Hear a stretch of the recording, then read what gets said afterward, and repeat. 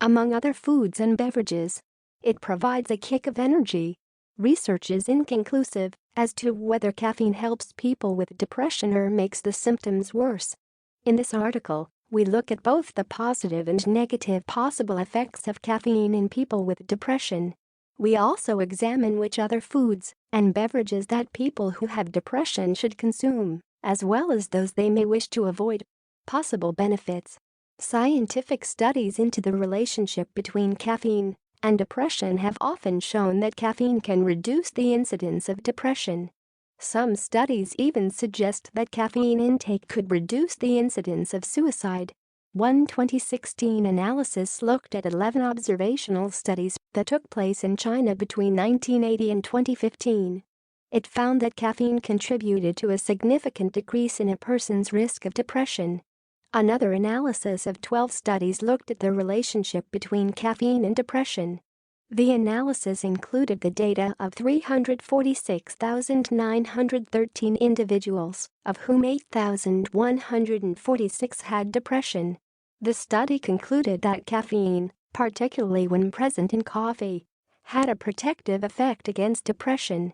The study also revealed that tea was less protective than coffee, but still effective in reducing depression risk to some extent.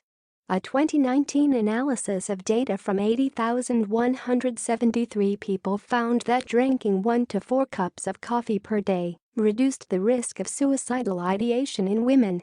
It did not affect suicidal ideation in men, however. Why is coffee better at reducing depression risk than tea? Some components in coffee might counteract the negative effects of depression, according to one 2014 Japanese study. Coffee also contains chlorogenic acid, ferulic acid, and caffeic acid. These acids can reduce the inflammation of nerve cells that takes place in the brains of people with depression. This may relieve some of the discomfort and distress that depression can bring, some of which occurs due to inflammation. Not all tea is less effective than coffee at reducing the risk of depression. The study also identified that green tea has a high antioxidant content and can be as effective as coffee in protecting against depression. Green tea contains folate, which may also help with depression. The study linked green tea and coffee consumption to a reduced risk of depression. Possible risks. Not all studies agree that caffeine only has positive effects for people with depression. Disruption of neurotransmitters. One 2019 systemic review of how nutrition can affect depression in adolescents suggests that tea and coffee might disrupt several important neurotransmitters, including dopamine and gamma-aminobutyric acid GABA. The review maintains that in people with depression, a shortage of or disruption to dopamine can cause low motivation and a craving for stimulants. A shortage of GABA can increase irritability, restless, anxiety, and self-criticism.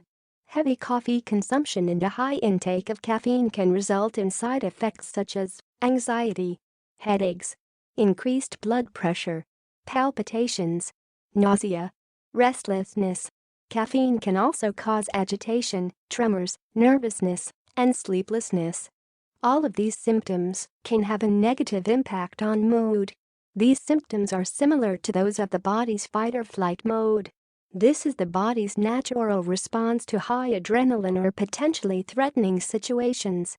Stimulant substances also trigger this reaction. If a person triggers this response too often by consuming excessive amounts of caffeine, it could lead to increased levels of anxiety.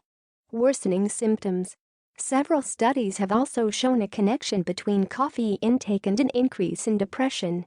According to one 2014 review in the journal Revista di Psichiatria, caffeine consumption could make depression worse in people who already have mood disorders.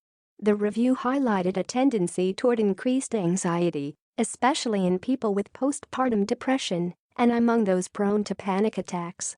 Withdrawal. Caffeine is a stimulant. For this reason, people may experience withdrawal symptoms if they do not have access to it.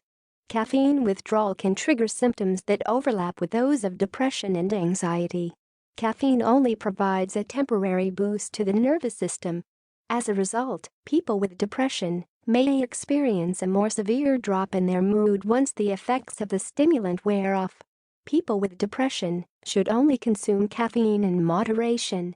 Foods and drinks to avoid. There are some foods and beverages that people with depression should try to avoid when looking to counter the effects of the condition. One of the main foods to avoid is refined sugar.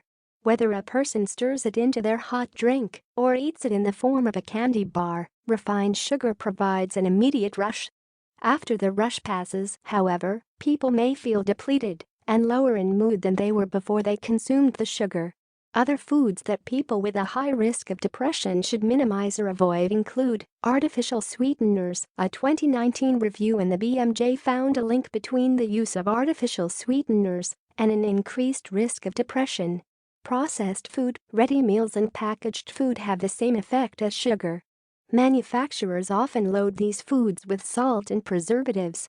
A 2019 cohort study in Spanish students found that those who consumed ultra-processed foods had the highest risk of depression, especially if they also did not engage in much physical activity. Hydrogenated oils, these are present in deep-fried food, fast food, and French fries. A 2019 study in mice found that the animals exhibited depression-like behaviors after exposure to a high-fat diet. Alcohol, this is a depressant of the central nervous system. Consuming too much alcohol can lead to dependency and cause a hangover, which can significantly bring down a person's mood. Foods that may counteract depression. No single dietary plan has a proven benefit for managing depression. However, a 2018 systematic review in the World Journal of Psychology identified 34 nutrients that may contribute to depression if a person does not consume enough of them. These include omega-3 fatty acids, B vitamins, zinc, magnesium, vitamin D. People will sometimes need to supplement these nutrients when managing depression. The review analyzed a list of 213 foods and ranked them according to their density of the antidepressant nutrients listed above. The leading plant foods included watercress, spinach, mustard, turnip or beet greens, lettuces, Swiss chard, fresh herbs such as basil or parsley, chicory greens, pomelo, peppers, kale and collard greens. Animal foods that can help supplement these nutrients included oyster, organ meats, including liver, poultry giblets, clam, mussels, octopus, crab, goat, tuna, smelt. The key to good psychological and physical health is a varied, balanced diet that provides a wide range of nutrients. Although coffee and tea are not included in this list, the evidence is inconclusive as to their effects in people with depression. Drinking these beverages in moderation is unlikely to be harmful, however. If a person has concerns about possible depression, the first step should be